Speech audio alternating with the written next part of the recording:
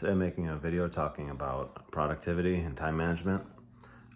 Just want to talk really, this is not going to be a long one or anything. I'm just going to talk about something I see that happens pretty often with mechanics, being that you want to get to the bottom of everything. So let's say a car comes in with a intermittent electrical problem and the customer's only authorized 1 hour.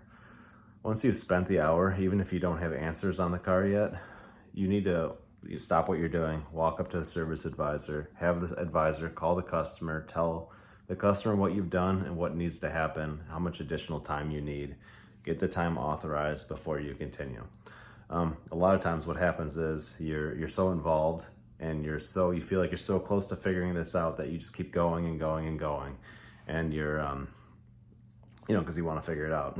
And you think the problem is more important to the customer than it might actually be.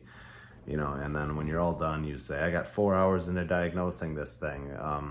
See if you can get that from the customer or whatever. And the customer, you're taking that risk yourself. So if you have an attitude about it afterwards, it's kind of your own fault because you took the chance with that. The customer hasn't agreed to paying more than 1 hour of diag time. So what you need to do is, stop what you're doing, have the advisor talk to the customer, explain to the customer that this is what you've done already and this is what needs to happen now, and how if it's important enough to them for you to keep going, that's what you need to know.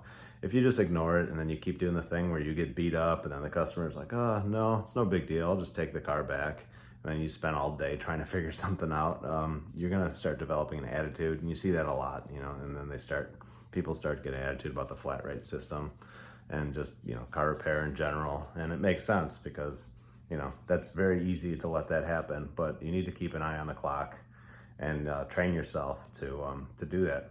Train yourself to keep an eye on that because it's your responsibility. You're the one most affected by this, and there's no reason to shoot yourself in the foot. So that's all. Thanks for watching.